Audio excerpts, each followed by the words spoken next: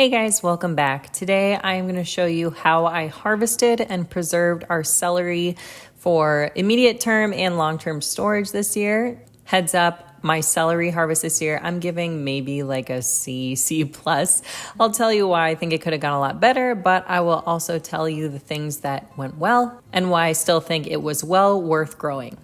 I plan to use this celery for things like soups and stews and stocks. We did save various parts of the plant, so I'll walk you through that. But without further ado, let's dive right in.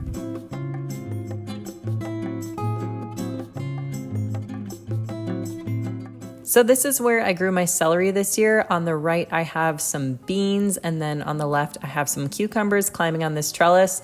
And right behind the cucumbers is where I have the celery. Placement, I would maybe give like a C plus, B minus. I think it worked out well, but I think I can think of some better places for next year.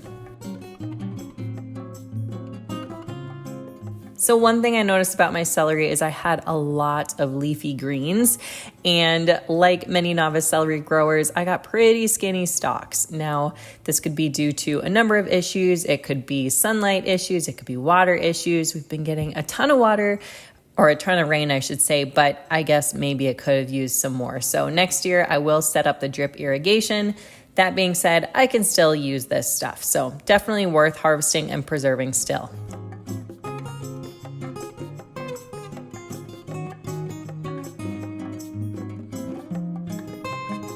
It was pretty interesting. Some plants really did have nice, thick, beautiful stalks, and other ones were pretty thin.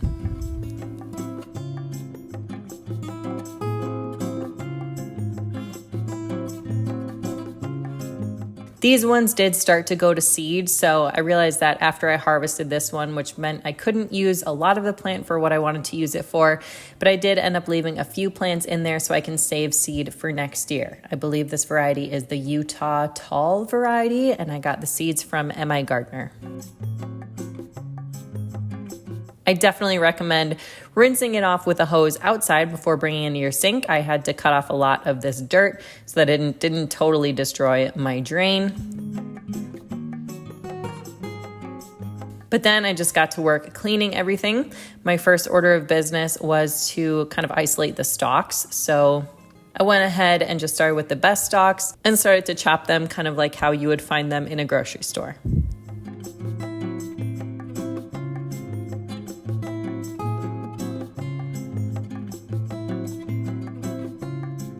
Because I'm not planning on eating these fresh very much, this is mostly for preservation for winter.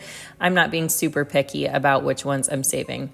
As you guys can see, I'm using these teeny tiny skinny celery stalks. My husband said we could make like teeny tiny ants on a log. I think he was calling them fleas on a stick or something. But hey, when he is enjoying the soup I'm gonna make with this stuff, I will be the one with the last laugh.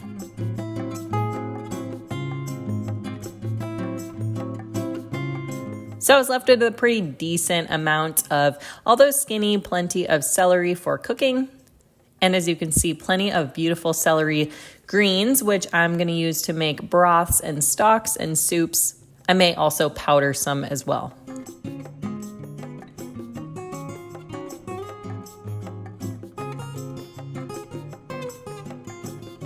After I had everything sorted, I made sure to give it another really good rinse, get all that dirt out of there.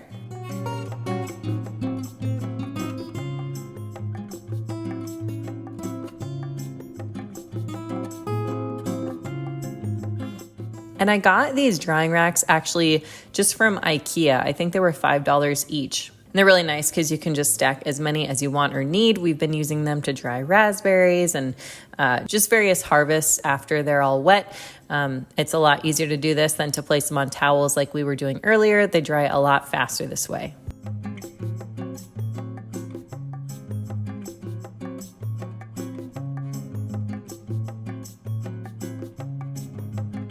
Like I said, don't throw out those celery greens. A lot of people I've heard too will use them kind of interchangeably with parsley, like leafy Italian parsley, which I have not done yet, but I'm definitely going to save these for making soups and stocks.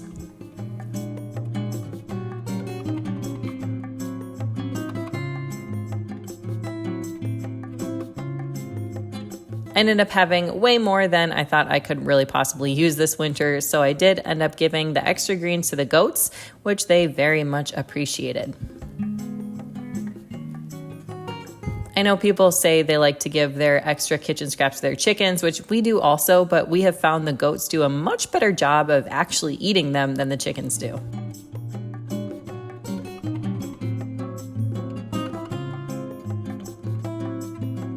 Now I'm just going in and giving the celery a rough chop. It's definitely not going to be as pretty as kind of the uniform celery from the grocery store, but we're not after pretty. We're after nutrient dense, healthy, and self-sufficient as much as possible. So I was actually pretty excited to see how much we ended up with. One thing I noticed is that I actually think that these stalks were quite a bit darker than the stalks I get from the grocery store. The ones from the grocery store seemed a lot lighter in color and I don't know, almost kind of anemic compared to these darker green ones. So I'm hoping that means they're still packing a really nutrient dense punch.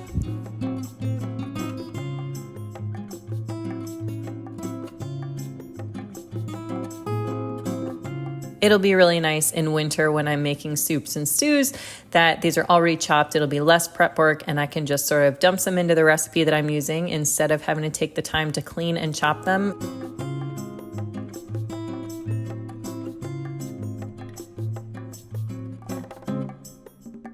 So even though growing your own and preserving your own food might seem like a lot more work now, it's not all that much more work because you're actually doing a little bit of prep work that you're going to save some time on later. My preferred method for pretty much any type of vegetable these days from the garden is definitely freeze drying. It is so easy and so quick. And the truth is that before I had a freeze dryer, honestly, a lot of our produce from the garden just ended up going bad because I didn't have the time to can it. Plus, I tend to enjoy the texture a lot more of freeze dryers. I will, of course, link for you the freeze dryer that we have below. I know freeze dryers are on the more expensive side of homesteading equipment. However, most people don't hesitate to buy refrigerators or even multiple freezers.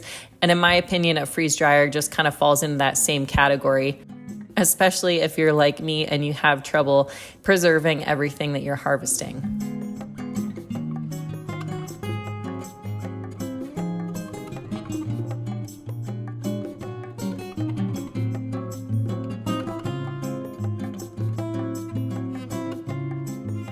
So this is the freeze dryer we used. We use the Harvest Right freeze dryer. And after freeze drying, this is kind of what it looks like. Now this year, I'm just gonna store this celery in an airtight glass jar. We do have a vacuum sealer, which I will link for you below if you're interested. I've heard that these tend to keep for roughly a year. If I wanted to keep it for longer term storage, like 5, 10, even 20 years, I would be using a Mylar bag. However, I'm pretty confident we're gonna go through this celery this winter on our own.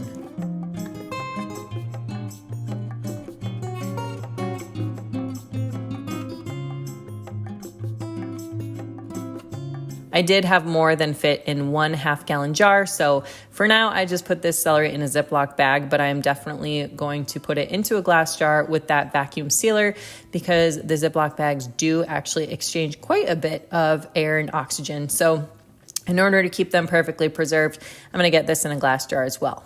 As you can see, they are just super light. They don't take up a lot of space, and I think they should rehydrate really well into soups and stews. I've heard some people like to blanch their celery before freeze drying it or freezing it. Of course, you could also freeze it. You just need more freezer space for that. If that's something you want to do, that's an option too. Like I said, this was our first year growing celery, and I wasn't expecting it to be perfect, but I am pretty happy that it didn't turn out bitter. That was my biggest concern. It all actually tastes really good. Just obviously the thickness of the stalks and kind of the lack of uniformity is what we'll aim to improve on next year, and I'll probably pack some more nutrients into the soil to try and help with that. Please leave any tips for growing and harvesting celery below if you got them. Otherwise, thanks for watching today, and we will see you next time.